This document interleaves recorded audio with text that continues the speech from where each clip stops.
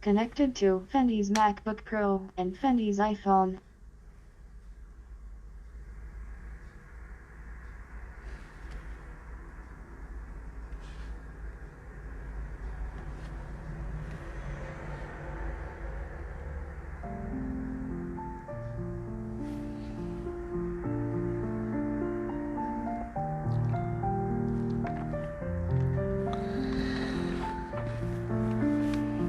Baik, selamat pagi Bapak Ibu sekalian. Pertama-tama saya sampaikan happy birthday spesial buat Bapak Jonathan Heriawan, Edi Heriawan yang hari ini berhari ulang tahun. Selamat ulang tahun Pak Jonathan dan selamat menikmati kebersamaan bersama dengan istri tercinta di rumah. Baik Bapak Ibu yang diberkati Tuhan. Dan selamat bergabung juga untuk Ibu Mona Sahetapi, Ibu Ipi Makaruku Monaten, Ibu Marisa, dan juga beberapa sahabat pendengar yang sudah ada bersama dengan kita di hari ini. Bahkan selamat bergabung juga untuk Ibu Magdalena, hamba Tuhan yang luar biasa, yang sudah join bersama dengan kita hari ini. Baik. Melanjutkan pembicaraan kita kemarin, saya sampaikan kemarin itu bahwa seperti seorang dokter ketika mendiagnosa bahwa seseorang itu harus lebih banyak makan buah atau sayur ketimbang daging atau lemak atau seafood begitu ya. Nah, alasan dokter sederhana, dia cuma mengasihi Anda. Dia mengasihi Anda, makanya dia menolong Anda untuk memperbaiki cara hidup dan cara mengatur pola makan Anda. Nah, saya kira hal yang sama pun terjadi dengan spiritual kita. Selamat bergabung Ibu Evi Patipluhu dan Ibu Pendeta Titi Waas. Tuhan memberkati, tetap semangat dan maju terus bersama dengan Tuhan. Nah, kalau dokter mengatakan bahwa kita harus konsumsi buah lebih banyak dan sayur, saya jamin 100% Anda mengikuti anjuran dokter. Karena dokter melihat bahwa situasi tubuh kita mengharuskan kita konsumsi buah dan sayur harus lebih banyak, dan itu akan menolong untuk menstabilkan kehidupan tubuh jasmani kita. Dan saya jamin saudara pasti mengikuti anjuran dokter. Pertanyaan saya, seperti dokter menganjurkan Anda menikmati buah dan sayur, apakah sulit bagi Anda untuk mengkonsumsi firman setiap hari? Apakah sulit bagi Anda untuk menikmati berkat rohani setiap hari? Apakah sulit bagi Anda untuk mengerjakan kehendak Allah setiap hari?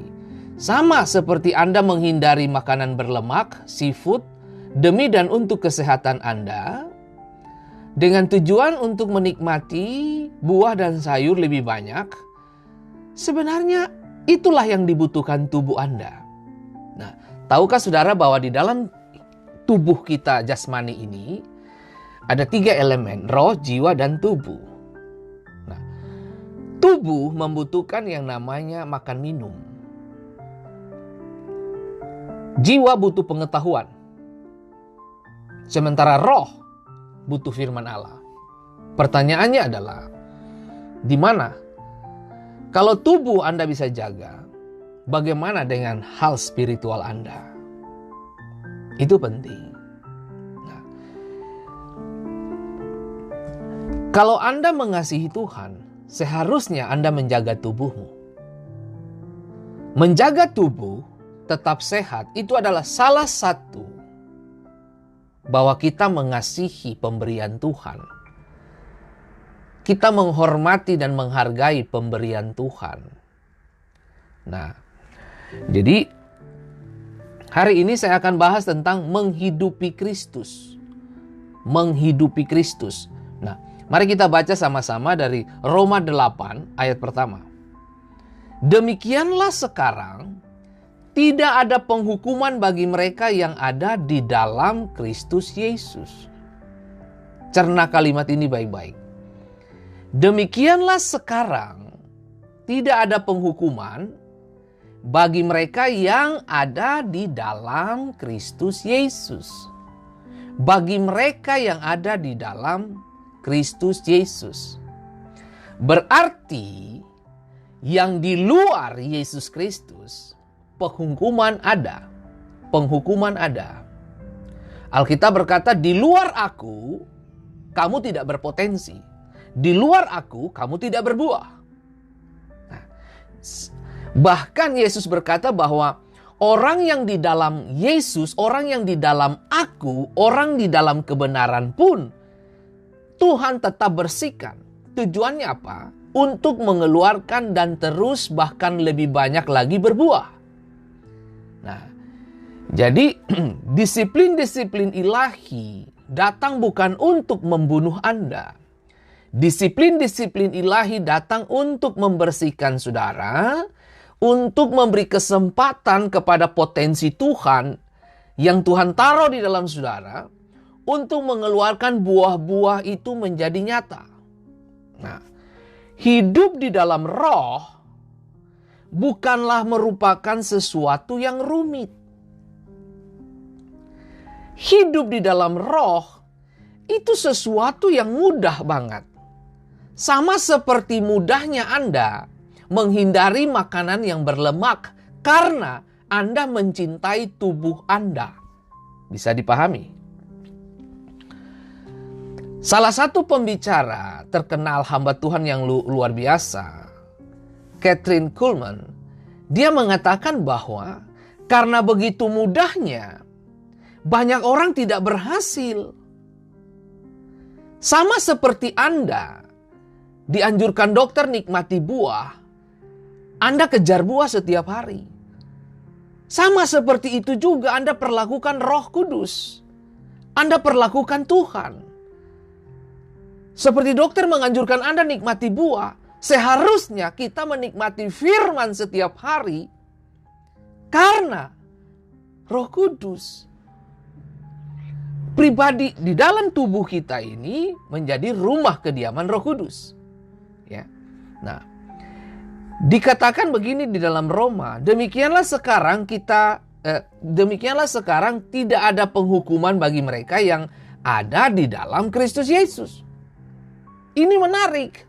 Nah, jadi sekarang kita yang bersatu dengan Kristus Yesus tidak perlu lagi takut kepada hukuman yang sebenarnya patut untuk Allah jatuhkan atas kita. Artinya kita nggak perlu takut untuk semua hukuman ini. Kenapa? Karena kita dalam Kristus. Jadi kita tidak tersentuh lagi dengan yang namanya penghukuman. Nah, tetapi dalam kehidupan spiritual kita akan selalu ketemu dengan yang namanya sekolah-sekolah ilahi. Nah, ini yang keren nih. Nah, persatuan kita dengan Kristus berarti kita tidak lagi hidup menurut keinginan badani yang jahat. Tetapi yang hidup taat kepada pimpinan roh. Itu saja. Nah, sama gini. Hidup di dalam roh itu mudah, nggak rumit. Gitu.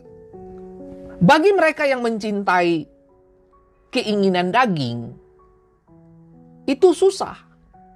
Nah, tapi mari saya kasih tahu, bisa nggak gini? Waktu Anda sakit, Anda datang ke dokter.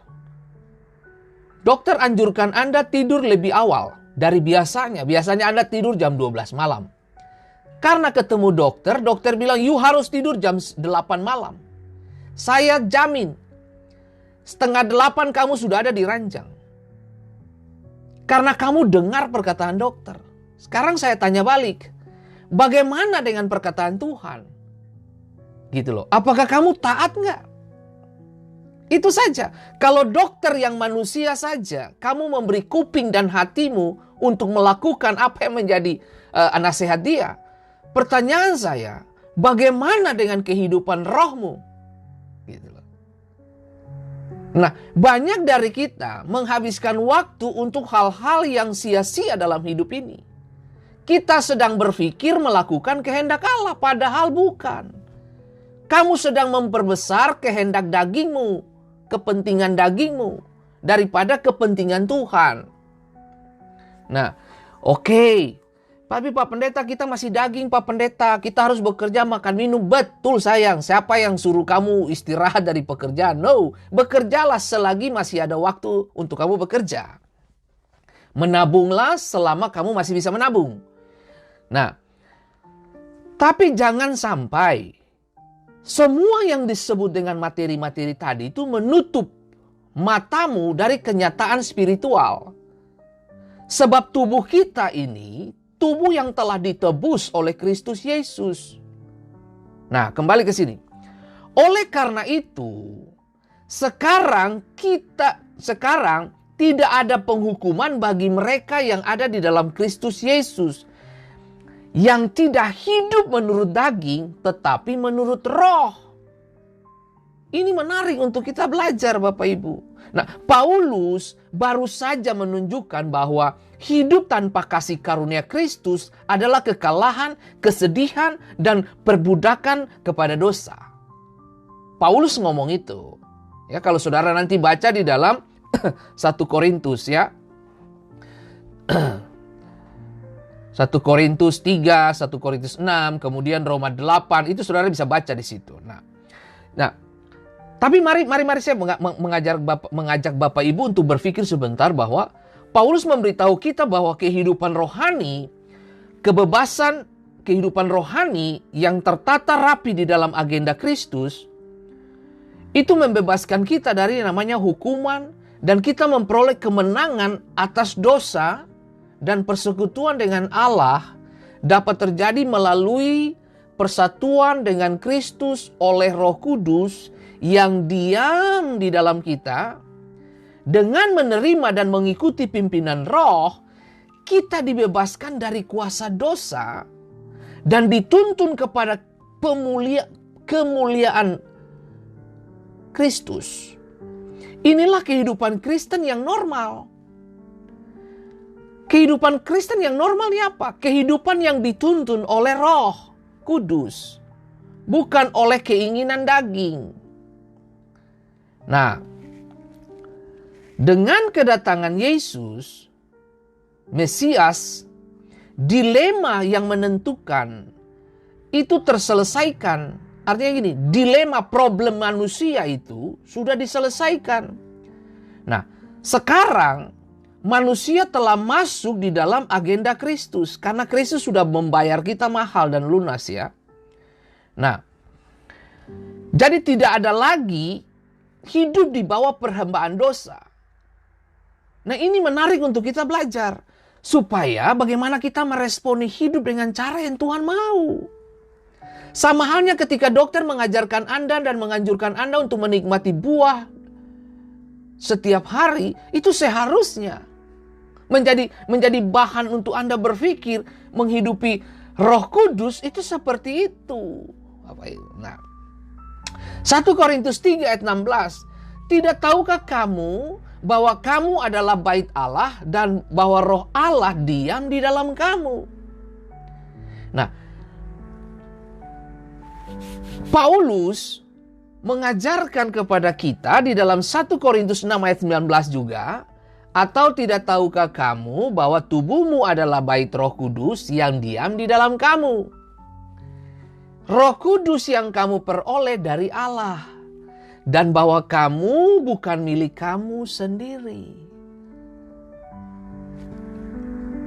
Jadi kalau manusia daging kita lebih dibesarkan dari manusia spiritual kita, berarti Anda diperbudak oleh daging, bukan oleh roh.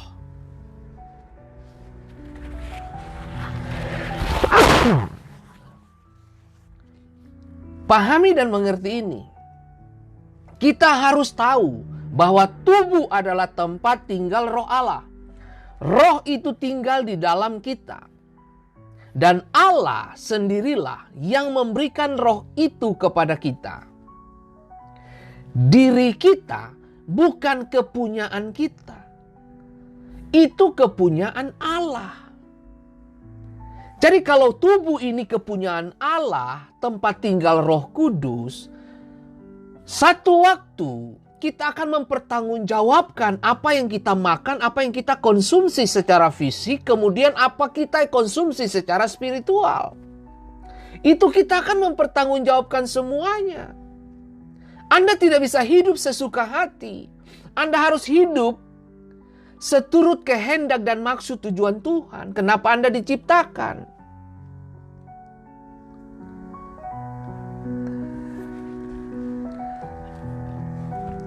Saya mendisiplin diri saya untuk tidak mengkonsumsi minuman-minuman kaleng. Bukan karena saya tidak bisa. Saya bisa. Itu enak di perut, itu enak di lidah. Saya suka. Tapi karena saya cinta tubuh saya cinta keluarga saya mencintai pekerjaan dan pelayanan Tuhan, itu membuat saya tidak konsumsi barang-barang seperti itu. Karena saya jaga hidup saya jaga tubuh saya. Jadi kalau seseorang dia bilang bahwa dia cinta Tuhan, coba perhatikan, apakah dia urus tubuhnya enggak? Itu aja. Itu hal yang sederhana loh Bapak Ibu. Apakah dia urus tubuhnya enggak? Gitu. Kalau seseorang itu bilang bahwa oh saya sangat cinta Tuhan, saya mengasihi Tuhan. Coba lihat dulu. Dia urus milik Tuhan enggak? Saudara dengar. Nah, dengar. Tidakkah kamu tahu bahwa tubuhmu adalah bait tempat kudus Roh Kudus yang tinggal di dalam dirimu? Yang telah kamu terima, dengar kata ini. Yang kamu telah terima sebagai hadiah dari Tuhan. Jadi tubuhmu ini itu hadiah dari Tuhan. Oh my goodness. Jadi kalau gini, kalau Tuhan kasih hadiah sama Anda harus jaga itu hadiah. Halo, dengar. Kalau seorang pembesar Indonesia atau Amerika, sebut sajalah presiden, dia memberikan kita hadiah, sebut sajalah sepeda contoh. Dijamin Anda akan jaga itu sepeda. Kenapa? Karena pemberian orang penting di bangsa ini. Itu aja Anda keep, jaga, rawat dia. Bahkan kalau boleh jangan parkir di depan rumah, tapi di dalam rumah. Nah, Anda keep dia, jaga dia baik-baik. Lah ini tubuh kita ini hadiah dari Tuhan. Tapi kita tidak mau jaga. Kita konsumsi semua yang namanya dengan jeroan-jeroan babi lah. Kita konsumsi yang namanya alkohol. Kita konsumsi narkoba. Kita buang hadiahnya Tuhan gitu loh. Kita tidak hormati hadiahnya Tuhan. Gitu. Dengar baik, Anda bukan milik Anda sendiri. Catat itu baik-baik. Kamu bukan milik kamu sendiri. Oke. Atau tidak tahukah kamu, atau tidak menyadarinya bahwa tubuh kamu adalah tempat suci, tempat Roh Kudus? Tidakkah kamu melihat bahwa kamu tidak dapat hidup sesuka Anda? Catat ini baik-baik.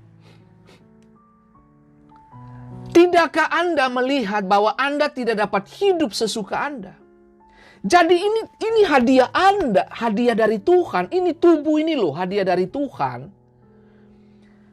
Anda tidak bisa hidup sesuka Anda. Oh, semua barang kamu masukin, semua barang kamu masukin. Hei, kamu bikin rusak tubuhmu. Anda bisa bayangin coba.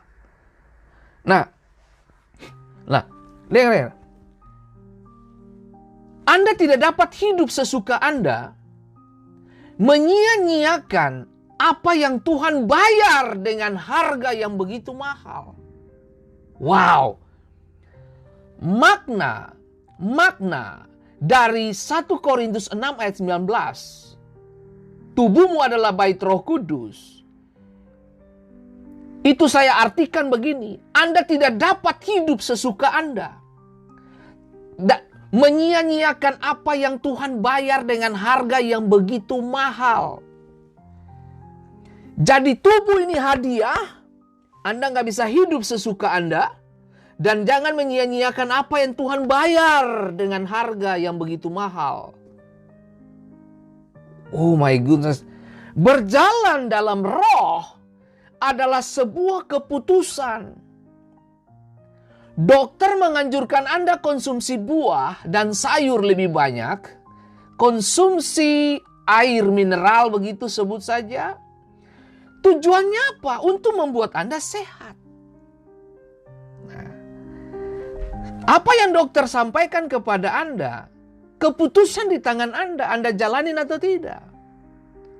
Tapi dijamin 100%, manusia lebih taat dokter daripada taat Tuhan. Nah, bahkan manusia bangga lagi dengan penyakit yang dia punya. Aku ada liver, jadi aku nggak bisa. Bangga lagi dengan tuh penyakit. Maksud saya begini, gimana sih manusia ini? Kamu taat sama dokter yang urus tubuh kamu, tapi untuk roh yang dokter sendiri pun perlu urus diri saya sendiri gitu loh. Nah, kamu taat sama dokter, tapi kita lebih banyak kehilangan ketaatan terhadap kebenaran Allah. Telinga kita lebih banyak tutup untuk kebenaran Allah. Ini musim pandemik begini, banyak orang mau hidup sehat. Sebenarnya di sisi lain dari pandemik ini bagus. Mengingatkan manusia bahwa hidup itu singkat. Hidup itu singkat. Makanya dirawat dan dijaga. Bukan digunakan untuk sesuka hati. Karena Roh Kudus diam di dalam saudara. Saya pernah bilang kemarin bukan?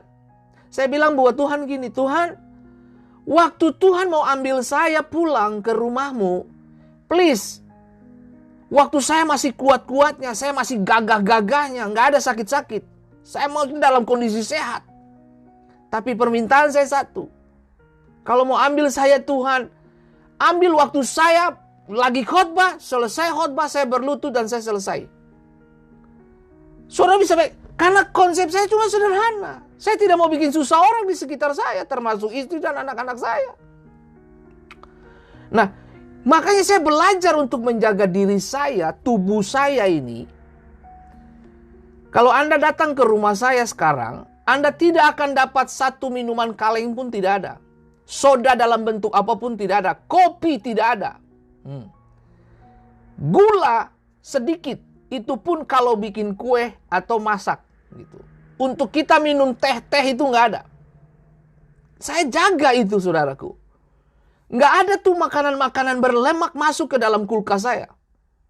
Nah, makanya saya mau mengingatkan Bapak Ibu gini. Kalau kamu cinta Tuhan, akan dilihat dari bagaimana kamu urus tubuh kamu. Itu aja. Gitu.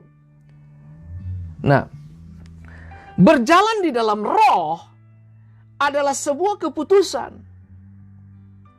Dan ini gak bisa dipaksakan. Nah, saya berharap Bapak Ibu, Anda mencintai Tuhan bukan karena ada penyakit atau ada masalah. Lalu Anda getol, bergairah mencari Tuhan. No. Tapi saya berharap Anda mencari Tuhan karena Anda mencintainya. Begitu loh. Gitu. Karena orang yang cinta Tuhan, biar gigi sakit lagi. Orang kalau lagi jatuh cinta itu, biar itu cewek dia ada di planet bumi mana lah, kamu terbang, biar lagi gigi sakit ini. Karena cinta. Jangan, cinta mengabaikan rasa sakit. Nah, cinta mengabaikan rasa sakit. Karena saking cinta sama Tuhan, dia nggak peduli tuh yang namanya gigi sakit, apa, ke badan sakit, dia nggak pusing itu. Nggak ada. Karena rasa cintanya menutupi yang namanya bahkan meniadakan rasa sakit itu. Karena cinta. Gitu.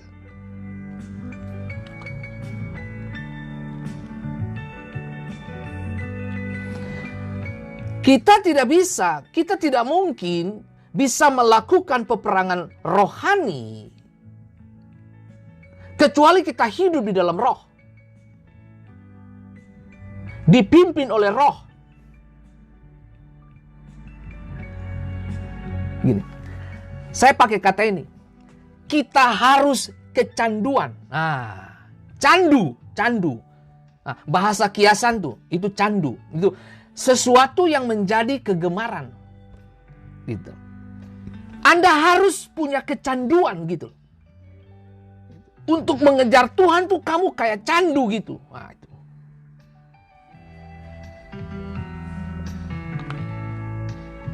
Anda harus kecanduan dengan sorga, terhadap sorga gitu maksudnya.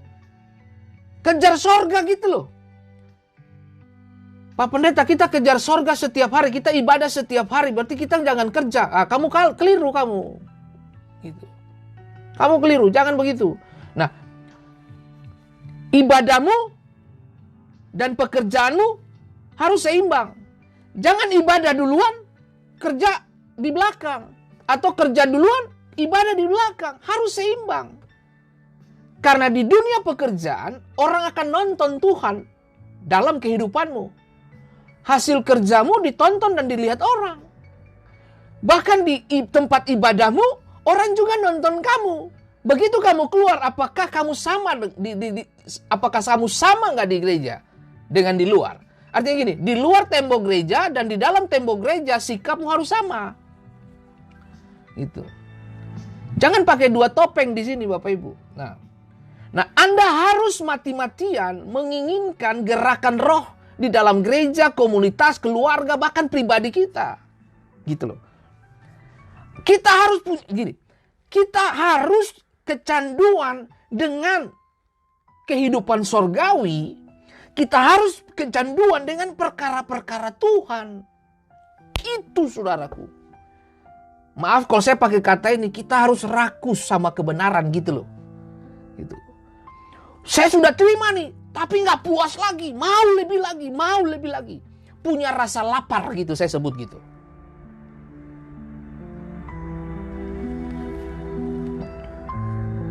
Jangan puas dengan aktivitas jiwani gitu loh. Seperti Anda merasa bahwa saya sudah nyanyi di gereja, saya sudah melayani di gereja, cukuplah. Saya sudah bisa berdoa, cukuplah. No. Anak kecil juga bisa lakukan itu. Tapi dengar baik, maksud saya begini. Kamu harus kenyang dengan sorga punya kepentingan gitu loh. Kamu harus kenyang gitu loh. Kamu harus puas gitu loh. Kenyang dengan Tuhan punya perkenanan. Kenyang dengan Tuhan punya agenda. Gitu. Biar kamu kenyang dengan kebenaran. Itu maksud saya gitu loh. Kalau kamu kenyang dengan hadirat Allah, kamu kenyang dengan kepentingan Tuhan, percayalah tidak ada yang namanya tuh makanan dunia masuk lagi. Kenapa? Karena kamu udah kenyang. Kalaupun kamu paksa masuk, dia muntah keluar. Itu maksud saya gitu. Masukin kebenaran Allah di dalam rohmu. Masukin gitu loh. Biarlah kita tenggelam di dalam ladang gandumnya ilahi, saya sebut begitulah. Biar kamu berenang di dalam hadirat Allah. Oke, kamu sambil bekerja, tapi kamu masih bisa berdialog dengan Tuhan, bukan?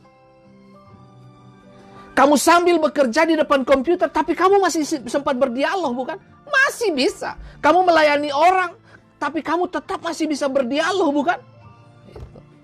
Itu keren Bapak Ibu. Aduh, kamu lagi drive nih. Kamu bisa berdialog dengan Tuhan, bukan? Biarkan Tuhan puas dengan kehadiranmu. Nah, ini yang saya pengen Bapak Ibu, mari kita sungguh-sungguh dengan Tuhan.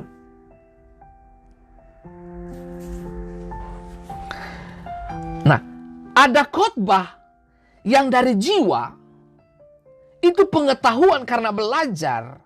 Dan itu tidak salah. Saya belajar setiap hari. Saya penuhi hikmat saya penuhi otak saya, hati saya penuhi semua hidup saya dengan kebenaran Tuhan. Nah, dengar baik.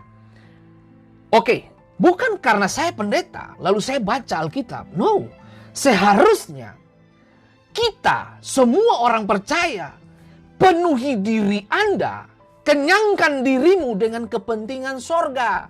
Gitu loh. Kenyangkan dirimu dengan kepentingan dan agenda sorga. Biarkan sorga memenuhimu. Biarkan langitnya Tuhan tutup kamu. Gitu loh. Biar kamu berenang di dalam hadirat Allah. Berjalan di dalam roh. Alkitab begini. And Enoch walk with God. Allah, Henok itu berjalan dengan Allah.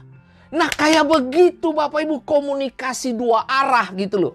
Dengar baik, kalau orang yang berjalan dalam roh adalah orang yang cerdas dalam berdialog dengan Tuhannya.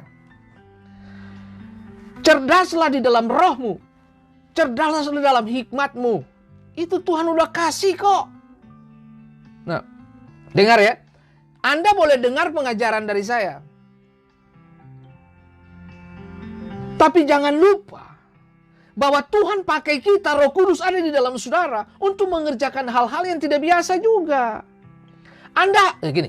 Saya menemukan kebenaran dalam Roma 8 ayat 1, tapi ketika kamu baca, Tuhan bisa bukakan sesuatu jauh lebih dari yang saya sampaikan hari ini. Kenapa? Karena kita punya Roh Kudus yang kreatif. Nah, dan ada khotbah yang dari jiwa, tapi ada khotbah yang dari roh. Gitu loh. Ini pengetahuan, kebenaran yang saya sampaikan. Tapi ada sisi-sisi atau perkataan-perkataan yang masuk sampai ke dalam rohmu. Dan kamu tiba-tiba mengalami kebangkitan di dalam dirimu dan keputusan-keputusan besar. Nah, dengar baik. Berjalan dalam roh adalah sebuah keputusan. Bukan dipaksakan. Keputusan. Gitu loh. Nah, tujuan saya mengajar supaya Anda memiliki wawasan dan pengenalan untuk bisa mampu memilih hal-hal yang penting dari memilih hal-hal yang penting gitu loh.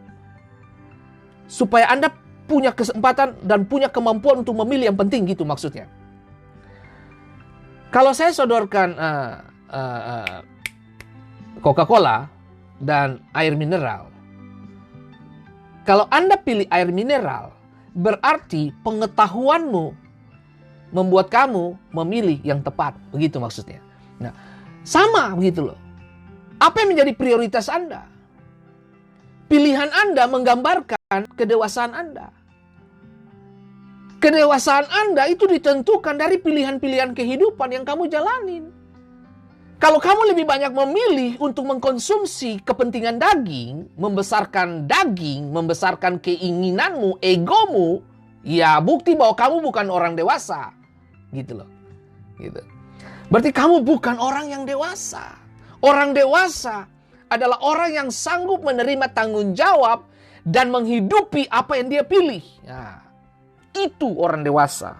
Nah, menarik untuk kita belajar. Nah, ada lagu-lagu pujian yang hanya keluar sebagai lip service begitu loh. Ucapan mulut saja. Anda nyanyi di gereja tapi hati dan rohmu tidak ada di situ. Gitu. Nah, makanya Tuhan tuh kenapa suka menyerang. Yesus suka menyerang dan menghardik, bahkan mencela ahli Taurat, Farisi, Saduki. Kenapa? Karena mereka ini punya pengetahuan dan wawasan Taurat, tapi tidak punya wawasan kehidupan di dalam memanifestasikan kasih dan perbuatan dalam keseharian hidup. Makanya modelnya kayak begitu. Gitu. Nah, saya berharap Bapak Ibu pengajaran ini mengambil semua agenda-agenda daging kita dan menghancurkannya, lalu kemudian Roh Kudus diam di dalam kita dan bekerja dan bergerak dalam kita. Itu sudah. Jadi kita semua ini perlu bertobat Bapak Ibu. Gitu. Berjalan di dalam roh itu keputusan. Nah, kita harus tahu apa yang dinilai normal menurut Tuhan. Dengar, catat ini baik-baik. Kita harus tahu apa yang dinilai normal menurut Tuhan. Bukan menurut ukuran jiwa maupun jasmani. Gitu loh. Nah, kita harus tahu apa yang dinilai normal menurut Tuhan. Jadi pandangan Tuhan itu apa gitu loh. Tuhan yang normal bagi Tuhan itu apa gitu. Bukan apa menurut jasmani dan daging kamu. Aduh, kita bakalan parah nanti. Nah, oke, lihat. Roma 8 ayat 13 dibilang begini. Sebab jika kamu hidup menurut daging, kamu akan mati. Itu jelas. Tetapi jika oleh roh kamu mematikan perbuatan-perbuatan tubuhmu, kamu akan hidup. Jadi kesimpulan akhirnya apa ini? Bunuh dagingmu, hidupi rohmu, nyalakan pelitamu, terangi hatimu, jaga hatimu. Dari sana kehidupan mengalir. Tubuhmu ini adalah anugerah, tubuhmu ini adalah gift. Itu apa? Hadiah gitu loh. Nah, lalu apa? Jangan sia-siakan. Karena tubuhmu ini sudah dibayar mahal, bos. Gitu. Jadi, karena kalau kita hidup menurut keinginan badani ini, menurut badani kita, roh dan jiwa kita tetap mati. Karena yang kita kasih makan itu daging. Kita masih kasih makan, kita beri peluang dan waktu untuk berjudi. Kita beri waktu untuk apa? Perselingkuhan. Apalagi mencuri, fitnah orang. Itu kan kita beri kesempatan buat keinginan-keinginan daging, gosip gitu. Nah, ini saudara. Nah, sebaliknya, dengan pertolongan Roh Allah, hendaklah kita berpikir bahwa secara badani kita sudah mati terhadap keinginan dosa, maka kita akan hidup. Jadi kesimpulannya begini, Paulus sedang mengajarkan semua jemaat di Roma dan di Korintus mengatakan, dia beritahu bahwa, yuk kalau hidup dengan daging, ya sudah. Apa yang mesti diharapkan dari daging? Gak bisa, cuma yang diharapkan maut, mati.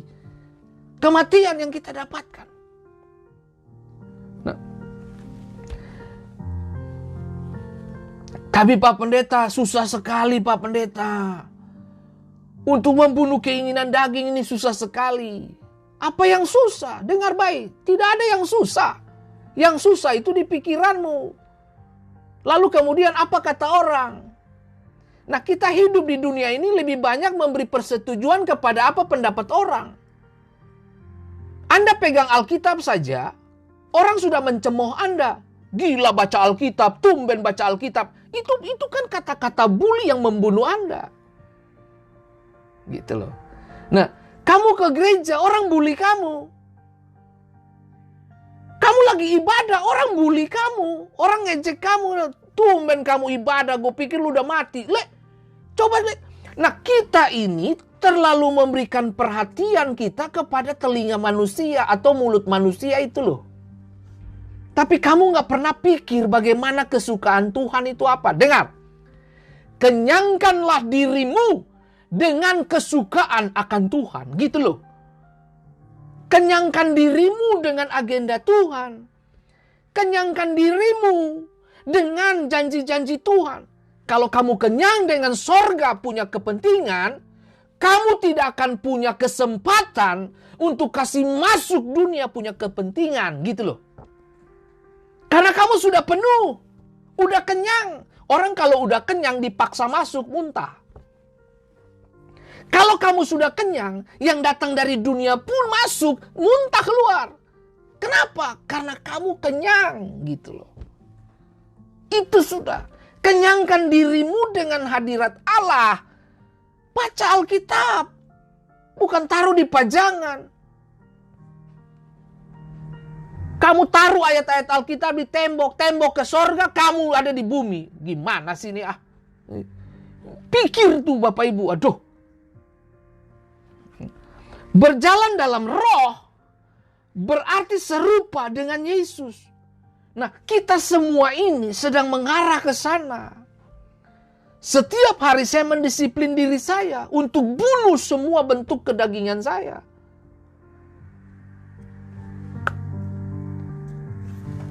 Beberapa orang tanya begini sama saya, Pak Fendi siaran setiap hari ini. Pak Fendi tidak baca koran kah? Atau baca apa tuh? Ada bilang, Pak Fendi tidak nonton film kah? Saya bilang, saya nonton film. Pak Fendi tidak main game? Tidak. Saya nonton film, saya ikuti sosial media, saya ikuti berita-berita di Amerika, Indonesia, saya ikut. Saya ikut semua itu. Oh, saya kira Pak Fendi cuma baca Alkitab saja. Saya hidup di dunia harus seimbang. Saya harus tahu informasi dunia. Kemudian saya kaji dari sisi kebenaran. Oh, yang ini, oh ini biasa. Memang Alkitab sudah tulis kok. Gitu. Oh, kalau yang ini, oh ini ya biasa nih. Nanti sebentar juga selesai kok. Ini masalah-masalah ini kan cuma masalah-masalah sepele. Dan dengar baik, saya mau kasih tahu saudara Bapak Ibu yang diberkati Tuhan, jangan terpancing dengan semua postingan-postingan di FB, Instagram, WhatsApp group atau apalah. Jangan terpancing untuk hal-hal yang negatif. Jangan komen-komen untuk hal-hal yang negatif. Kamu bikin kotor mulut dan hatimu. Ingat, kamu punya tubuh itu bait Allah, pemberian Tuhan, hadiah dari Tuhan. Jangan sia-siakan. Gitu loh.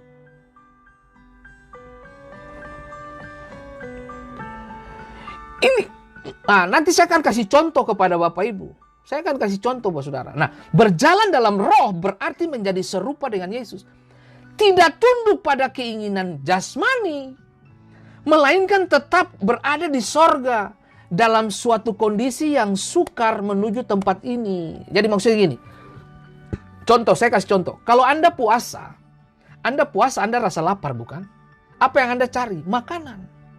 Sama seperti tubuh membutuhkan makan minum. Pertanyaan saya, banyak dari kita mengejar makan minum, tapi kita lupa bahwa roh kita juga lapar. Gitu loh. Kita konsumsi makan minum, iya. Dengar baik, makan minum, iya. Saya duduk di sini juga saya makan minum.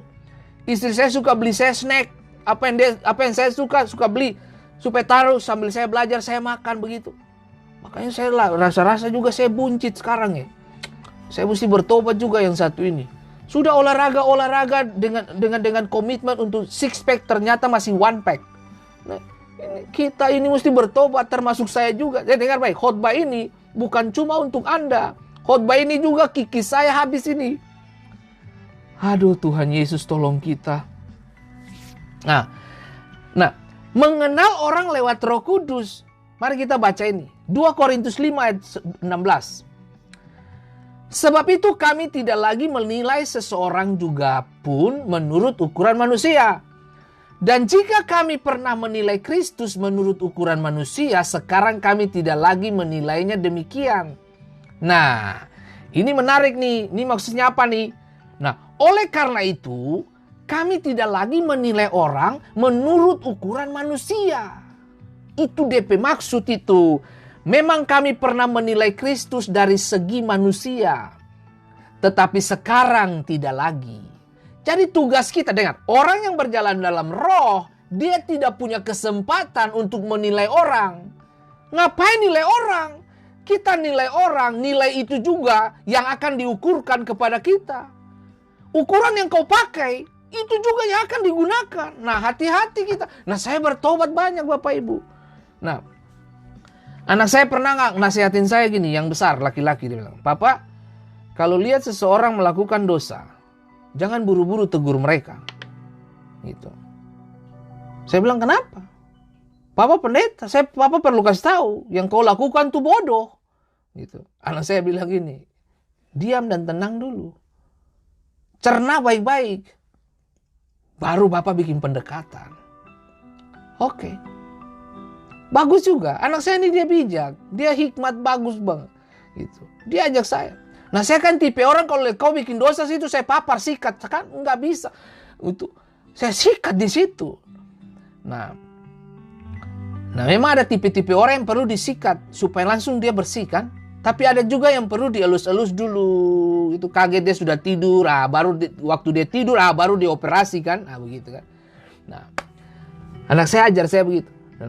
Ingat Bapak, jangan buru-buru menilai orang. Kalau Bapak buru-buru menilai orang, jiwa Bapak sedang sakit atau rusak. Waduh, ini anak saya ini. Gitu. Anak saya ini dia tahu dia punya bapak ini. Nah, karena saya tipe orang yang nggak bisa lihat orang lakukan kebodohan di depan itu. Gitu. Gitu. Nah, lihat dari 2 Korintus 5 ayat 16 dia. Oleh karena itu, sejak kami mengerti tentang semua itu, kami tidak lagi bisa menilai seseorang menurut penilaian manusia duniawi. Dulu memang kami menilai Kristus menurut penilaian manusia, tetapi sekarang kita tidak lagi demikian. Jadi kalau orang hidup di dalam roh itu, pola pikiran, cara pandang, cara ucap juga beda, tindakan juga beda. Nah, maka itu dari sekarang kami tidak menilai seorang pun secara daging. Dan jika kami pun pernah menilai Kristus secara daging, tetapi sekarang kami tidak menilainya lagi. Itu Paulus mengajarkan kita itu.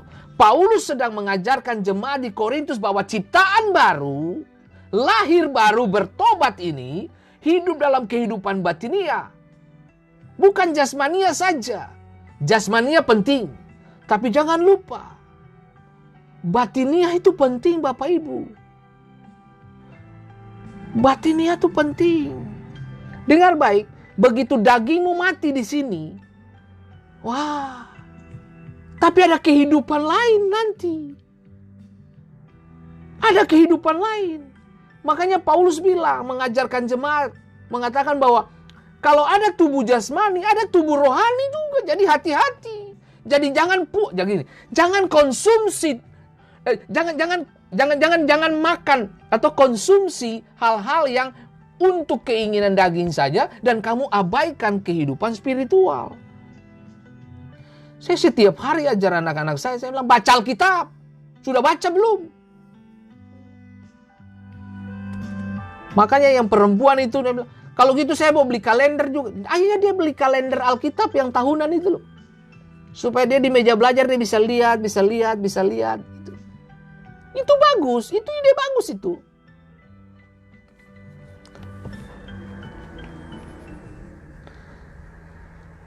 Hidup dalam kehidupan batinia oleh Kristus yang telah mati dan dibangkitkan. Berikanlah dirimu didamaikan dengan Allah. Tahu kata pendamaian itu? Itu diambil dari kata lagi. Itu Yunaninya tuh kata lagi. Nah, kata lagi ini itu karya penebusan Kristus. Pemulihan orang yang berdosa kepada persekutuan dengan Allah. Mari sudah Bapak Ibu, mari kita sama-sama mengerjakan agenda Tuhan lah. Berdoalah buat tetanggamu yang belum kenal, yang belum bertobat. Itu ada pemabuk di samping rumahmu, kau berdoalah buat dia. Saya mengapresiasi dan saya berterima kasih kepada semua orang yang pernah menabur doa bagi hidupku dan keluargaku, pelayananku, dan semua yang saya kerjakan.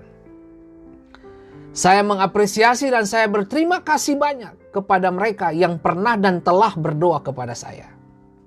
Karena sampai hari ini saya bisa ada, itu karena doa-doa dari kebaikan hatimu.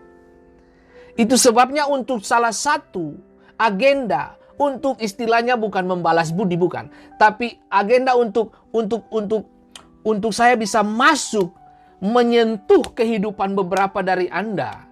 Saya gunakan program ini untuk mendoakan Anda. Tujuannya apa? Karena saya pernah didoakan orang.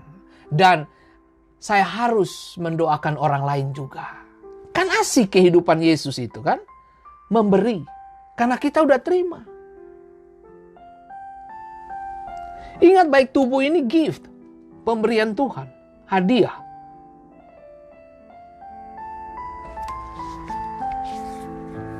Nah, kita kita bisa mengenali sebuah pelayanan atau situasi lewat roh.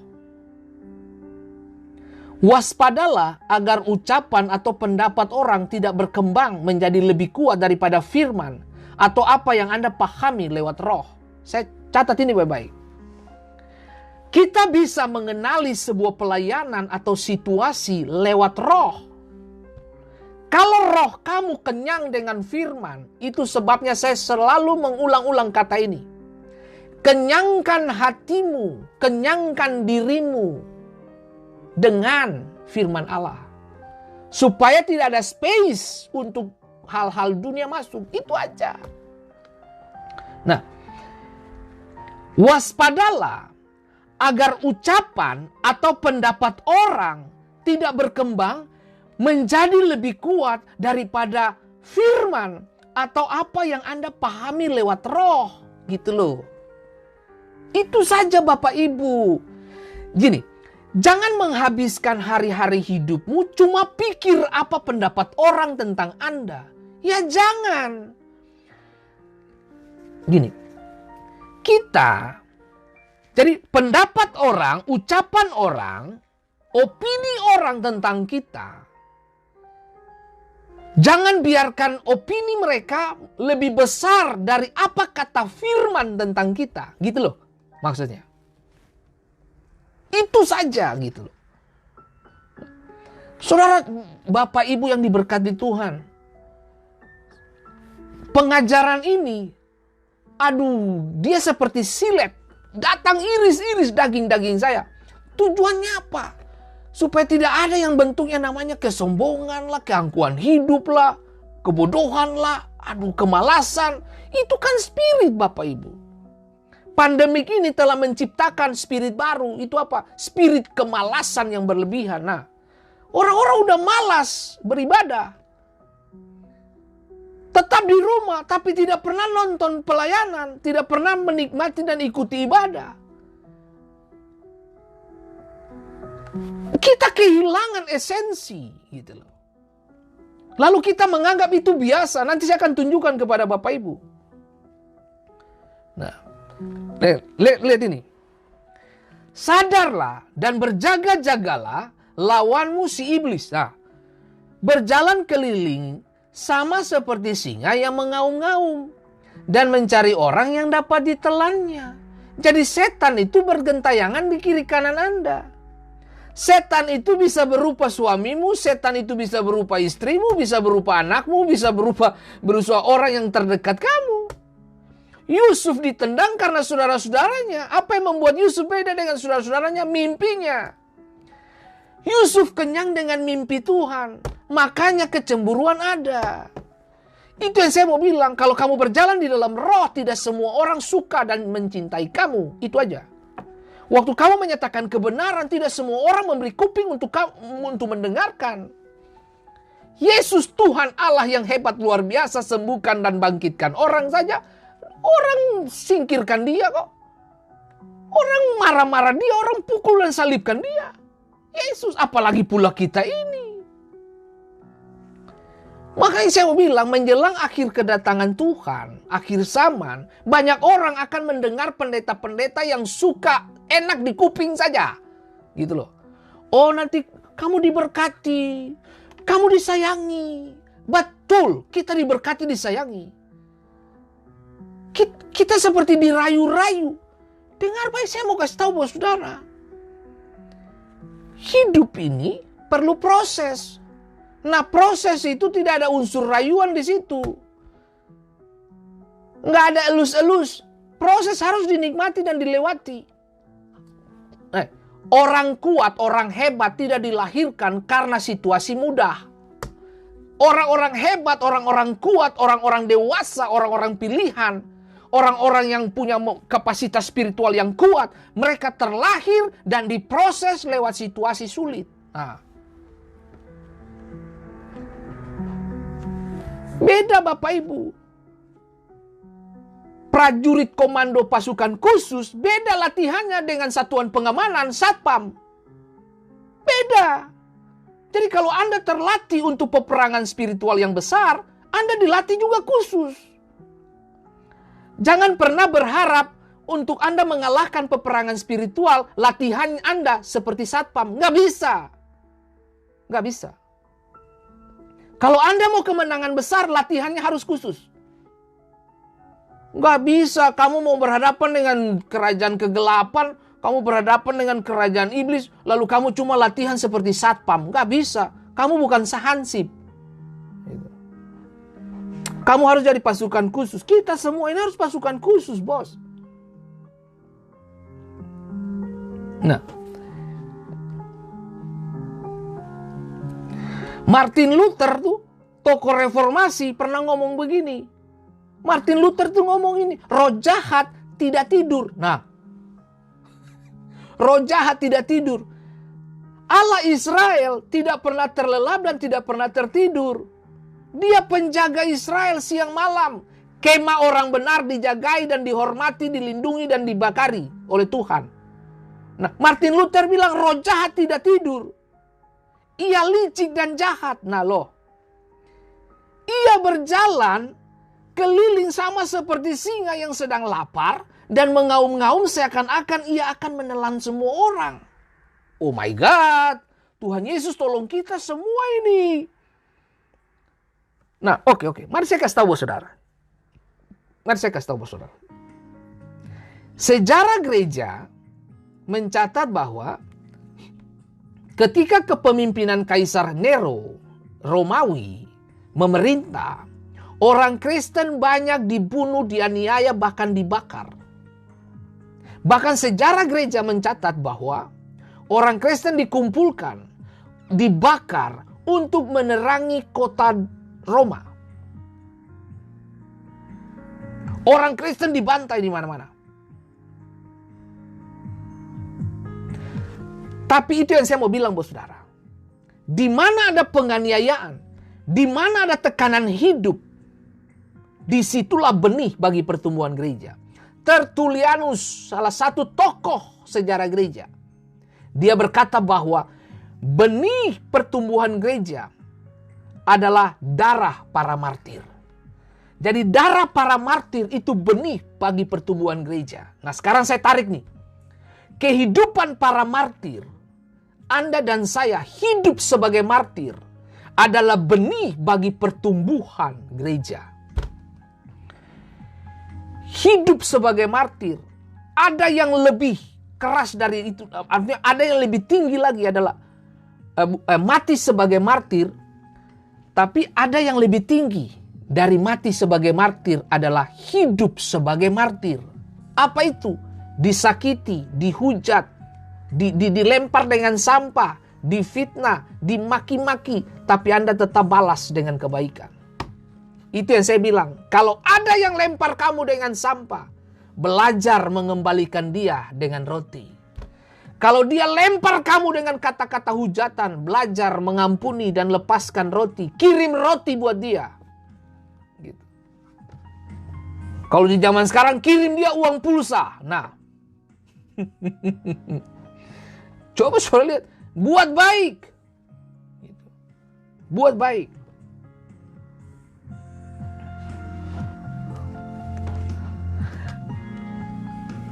Nah, sejarah gereja, si Kaisar Romawi ini, si Nero ini, nah di Eropa pada waktu itu,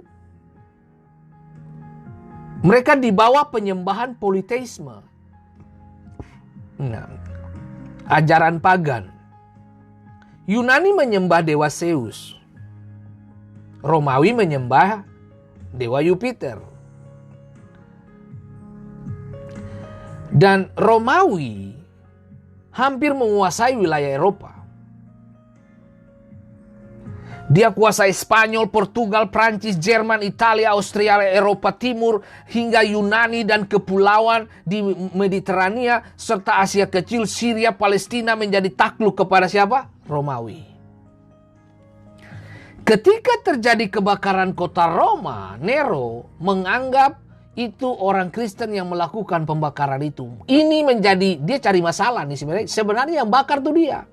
Karena menurut sejarah gereja, salah satu sejarawan Tacitus mengatakan bahwa ketika kota Roma dibakar, Nero lagi main kecapi, lagi bermain musik sambil lihat kota Roma terbakar. Nah ini apa? 14 wilayah di daerah Roma dibakar sama dia. Lalu kemudian orang Kristen menjadi dikambing hitamkan. Orang Kristen dibunuh habis, dibantai sama si Nero. Itu penganiayaan. Itu yang saya bilang.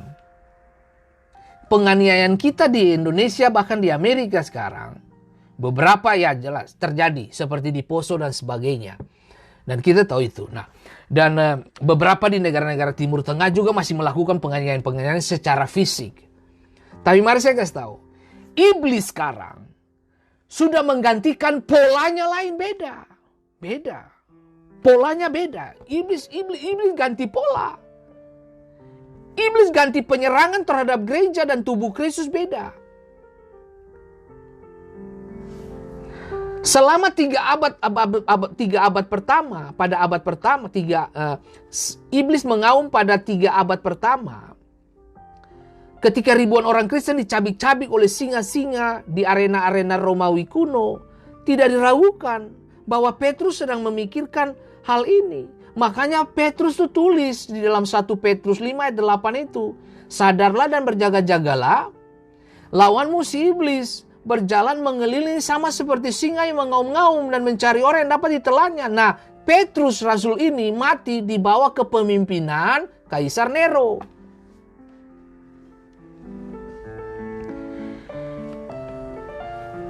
Iblis mengaum dalam sejarah gereja.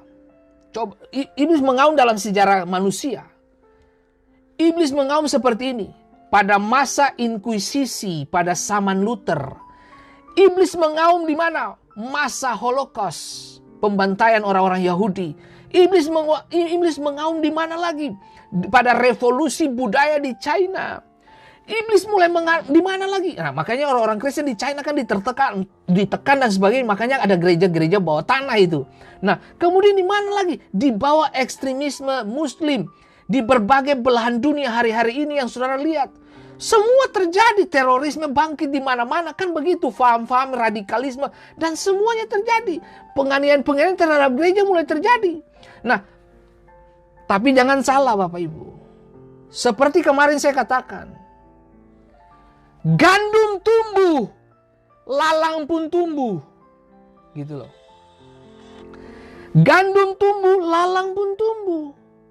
Makanya Tuhan bilang, jangan urus lalang. Jangan urus lalang. Yang kau perlu buat adalah tabur benih sebanyak-banyaknya. Kesempatan untuk kamu tabur kebenaran, tabur sebanyak-banyaknya. Untuk pada saat penuaian, aku Tuhan yang akan pisahkan mereka. Dengar baik, Tuhan, saya paham betul. Nah, makanya gini. Saya mesti bilang ini. Semua kita yang percaya Yesus, Anda dilahirkan untuk mati. Pasti saudara bingung. Ngapain gue dilahirkan untuk mati? Oh ya, kita semua dilahirkan untuk mati Bapak Ibu. Mati dari apa? Keinginan-keinginan. Kita mesti mati terhadap diri sendiri. Mati. Mati dari egois. Mati dari ingin balas dendam. Harus mati. Kain gagal untuk membunuh dan mendisiplin dirinya. Akhirnya dia meletakkan tangan kepada adiknya Habel. Mati di situ. Itu pembunuhan dalam keluarga pertama dalam sejarah itu. Nah, mari kembali ke sini. Saudara, Kain bunuh Habel. Karena apa? Ibadah juga kan. Persembahan ditolak. Yang jelas kita tahu ini Kain ini perbuatannya buruk sekali. Benihnya benih iblis ini. Kain ini. Dia cemburu. Makanya saya mau bilang saudara. Ibadah yang benar. Tidak berarti kamu tidak diserang.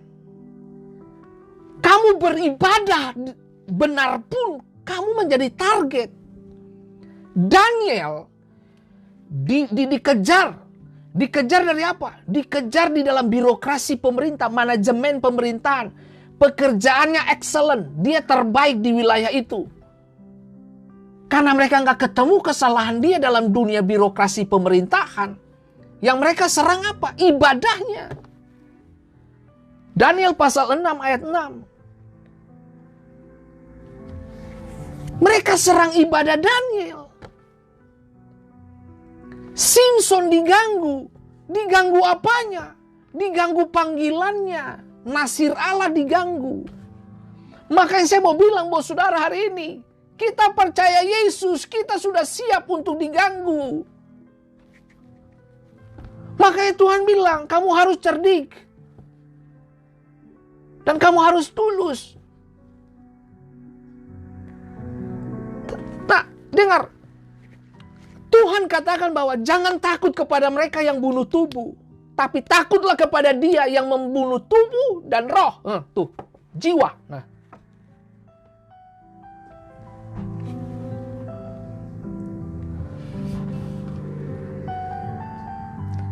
Saya kasih contoh buat saudara. Ini kiranya membuka sesuatu buat saudara. Nah, namun iblis tidak mengaum di sini, artinya di Amerika, di dunia barat, di dunia Eropa sekarang. Iblis tidak mengaum seperti bentuk penganiayaan fisik begitu. Gereja dibakar, manusia Kristen dibakar, bla bla. Enggak. Iblis pakai metode lain. Dia gunakan metode lain untuk menelan orang-orang yang ada di Amerika dan ada di Eropa. Di Australia, di negara-negara maju, negara-negara modern. Iblis pakai metode lain. Nah, di sini ia menggunakan materialisme. Dia gunakan materialisme. Pengingkaran terhadap keberadaan supranatural. Kenyamanan adalah salah satu senjata pembunuh yang ditawarkan. Itu loh. Orang kalau sudah nyaman, udah gak mau bikin apa-apa. Gitu loh. Itu kenyamanan, itu pembunuh. Gitu loh.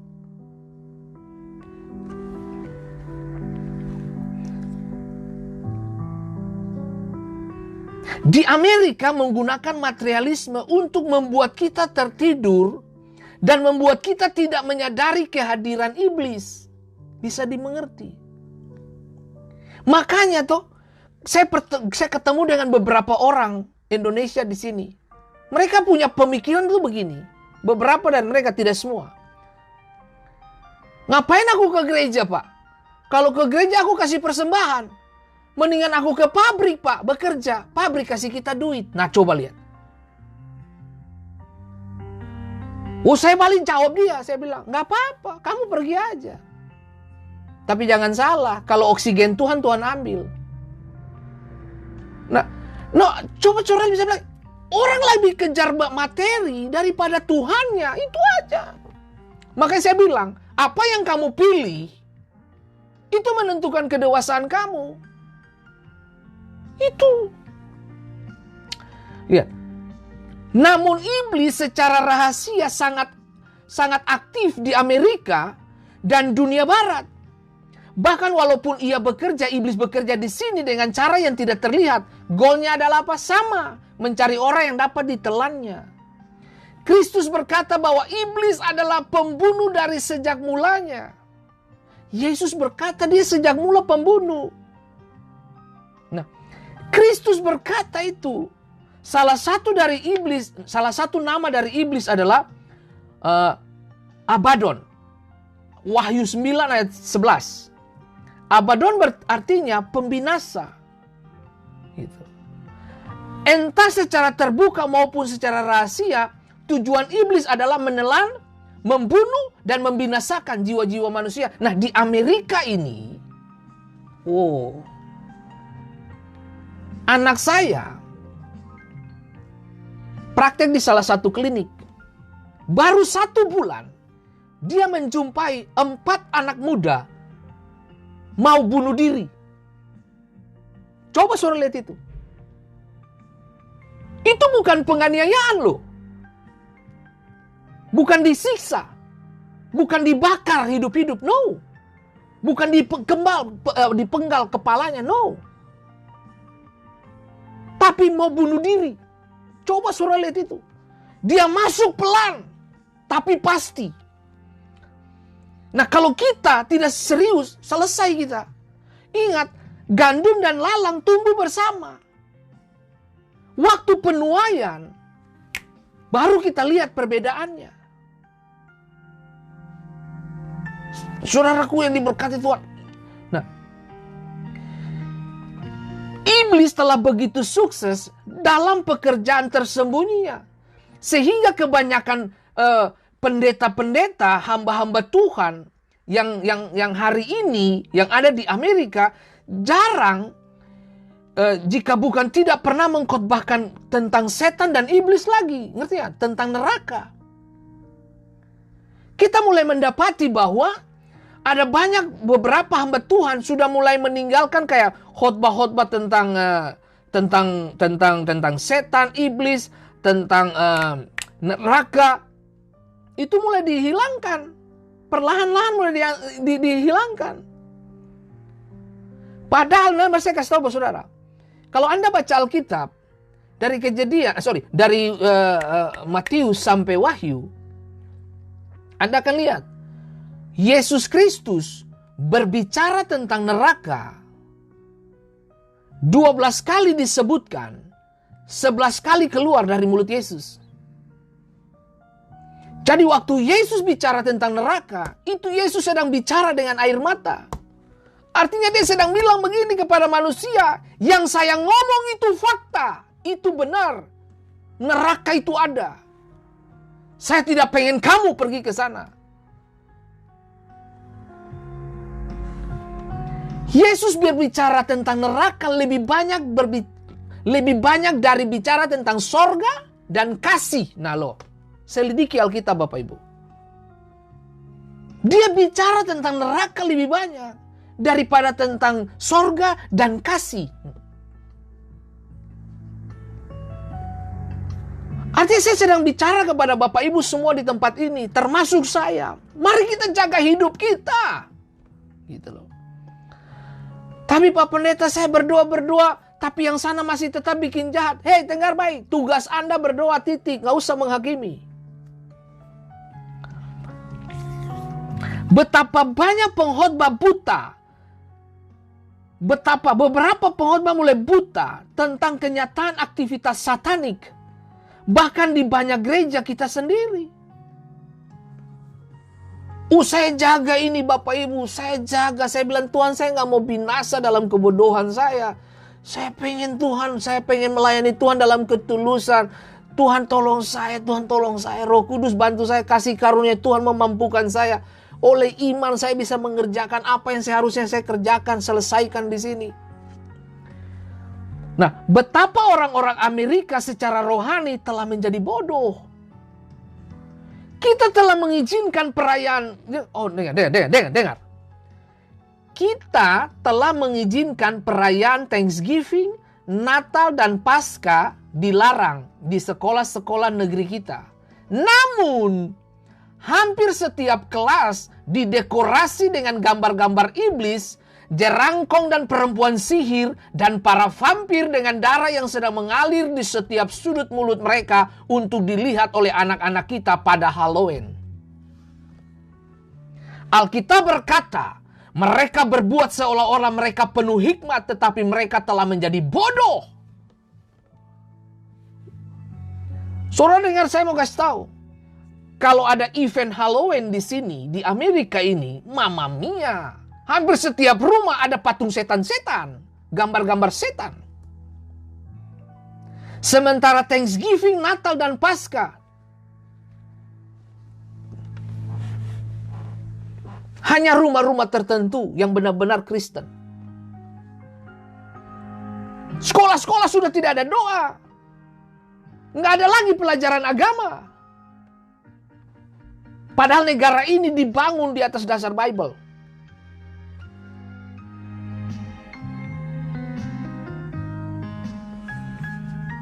Makanya Shakespeare itu bilang begini. Shakespeare itu bilang betapa bodohnya semua kefanaan ini. Ya jelas fana. Kenapa? Tanpa Yesus.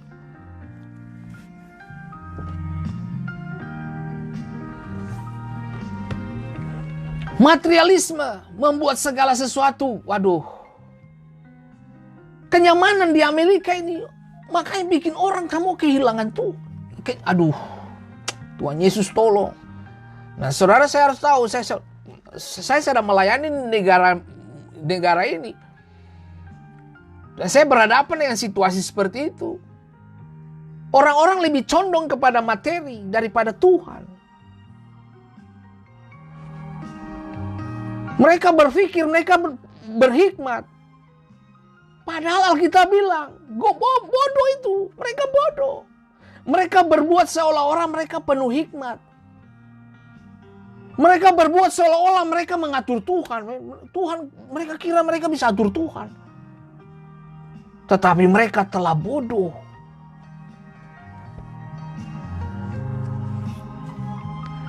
Nah, kiranya kita bisa menjaga, mempertahankan hubungan kita dengan Tuhan ini. Jaga diri Bapak Ibu baik-baik.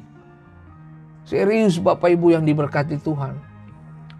Nah, di Amerika di sini ada bulan-bulan tertentu di pantai itu perempuan jalan tanpa tutupan bagian atas. Kalau di sini dibilang topless gitu. Jadi Anda bisa bayangin coba. Makanya pantai ramai, gereja kosong. Itu yang saya mau kasih tahu buat saudara. Jalan menuju kepada kehidupan. Jalan yang menuju kepada kebinasaan banyak orang memilihnya. Tetapi jalan menuju kepada kehidupan sedikit orang yang memilihnya. Itu sudah. Itu sudah Bapak Ibu. Jadilah kuat. Besok kita lanjutkan lagi. Jadilah kuat Bapak Ibu. Tantangan akan semakin nyata di depan mata kita. Ya. Kalau kita nggak serius dengan Tuhan, kita akan dilibas habis. Tuhan tolong kita, Tuhan bantu kita untuk mengerjakan apa yang menjadi kehendaknya dalam hidup kita. Mari kita satu di dalam Tuhan dan kita berdoa buat beberapa teman-teman kita yang pengen punya baby. Tuhan tolong, biar tahun depan ada baby dalam keluarga mereka. Ada anak yang berlarian di rumah mereka. Tuhan tolong semuanya. Dan kita berdoa juga untuk beberapa dari Anda yang terus masuk dalam agenda Tuhan untuk mengerjakan apa yang seharusnya menjadi bagian hidup kita. Ingat baik, tubuhmu adalah pemberian Tuhan, kebaikan Tuhan. Jaga dia baik-baik. Tuhan memberkati kita. Mari kita satu di dalam doa. Roh Kudus, aku berdoa dalam nama Yesus. Tuhan, Engkau tahu bahwa setiap kita, kami perlu Tuhan untuk melewati setiap musim kehidupan ini. Tuhan, terima kasih untuk pandemik ini. Pandemik ini telah hadir untuk memurnikan manusia spiritual kita. Dan sekaligus menjadi seperti pemisahan antara yang serius dan yang tidak. Tuhan, tolong kami.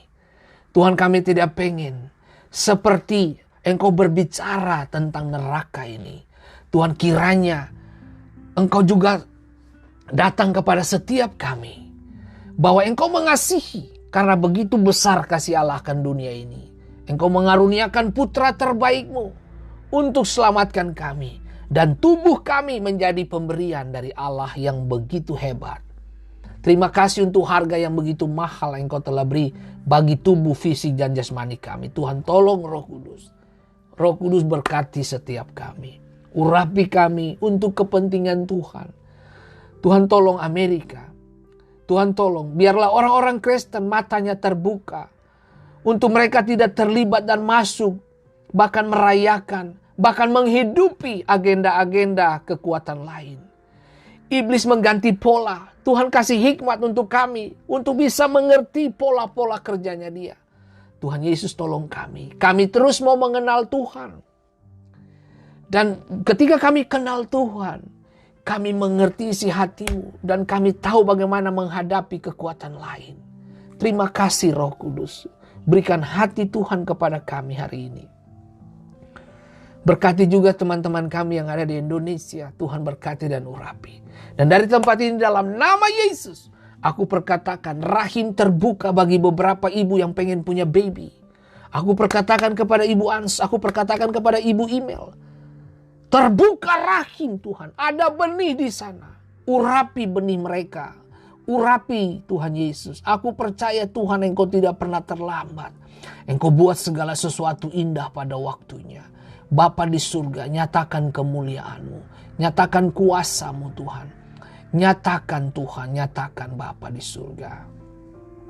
Terima kasih banyak Bapa di surga. Dan hari ini Tuhan kami perkatakan Bapa, kesembuhan Tuhan terjadi untuk beberapa dari kami yang memiliki mata kaki karena kelumpuhan.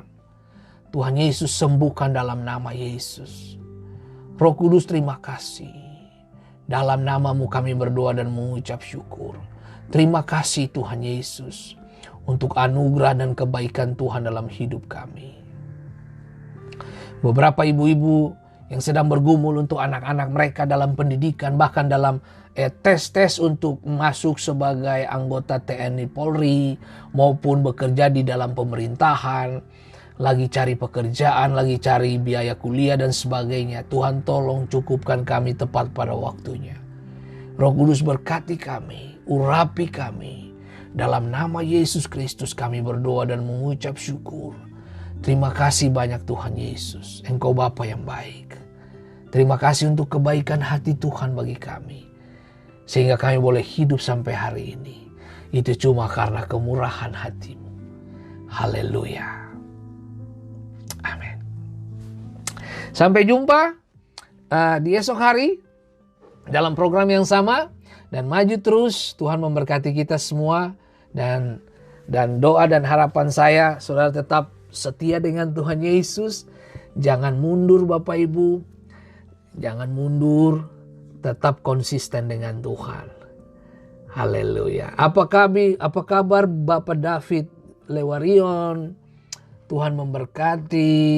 Aduh, Bapak Isa Kilmanun. Aduh, luar biasa ya.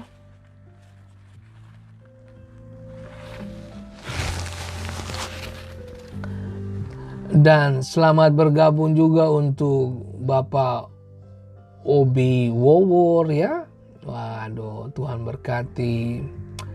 Mama Ita Cokro Malesi. Aduh, mantap Mama Ita. Tetap jaga kesehatan sayangku.